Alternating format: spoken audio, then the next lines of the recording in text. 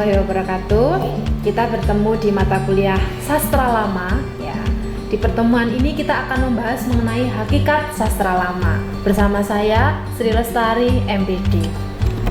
Baik, di sini ada ciri-ciri sastra lama yang perlu kita pahami. Yang pertama ada istana sentris ya. Jadi fokusnya adalah istana. Yang kedua, dia sifatnya statis. Jadi begitu-begitu saja. Yang ketiga, dia terikat pada bentuk yang sudah ada seperti pantun, gurindam. Kemudian yang keempat, anonim. Jadi tidak diketahui siapa penulisnya. Kemudian sifatnya untuk mendidik, diperlihatkan secara jelas. Misalnya dongeng tentang Mahabharata, tentang Ramayana, kemudian tentang Kancil Nyolong Timun misalnya. Nah, di sana itu jelas sifat mendidiknya jelas. Oke. Kemudian selain sastra lama, kita bedakan yang namanya sastra baru. Di sana ada masyarakatnya sudah sentris ya. Kemudian wataknya itu sudah dinamis, tidak lagi statis. Dan lepas dari kebiasaan atau kepribadian dari pengarang. Nama pengarangnya disebutkan di sini. Dan sifat mendidiknya tidak selalu diperhatikan secara jelas, jadi lebih ke arah menghibur gitu. Oke. Kemudian kesepakatan ya menyebutkan periodisasi sastra itu dibagi menjadi 4 di sini ya. Yang pertama adalah kesusastraan Melayu asli yang mencakup puisi seperti pantun, prosa, penglipur lara, mite, legenda, fabel, cerita jenaka. Itu adalah kesusastraan Melayu asli. Kemudian yang kedua, kesusastraan lama bersifat kebangsaan, meliputi sejarah Melayu, hikayat Hang Tuah, Raja-Raja Pasai, hikayat Aceh, Setiap Bugis, dan Melayu. Kemudian yang ketiga itu kesusastraan Melayu pengaruh Jawa. Contohnya adalah cerita Panji atau cerita pahlawanan.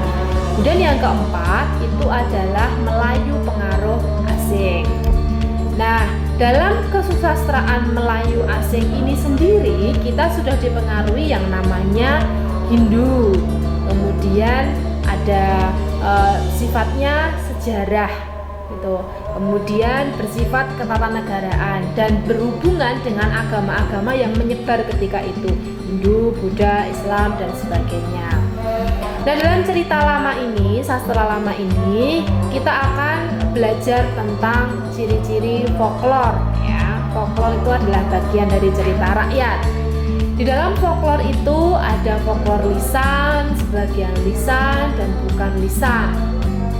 Untuk ciri-ciri folklor berikut paparannya ya.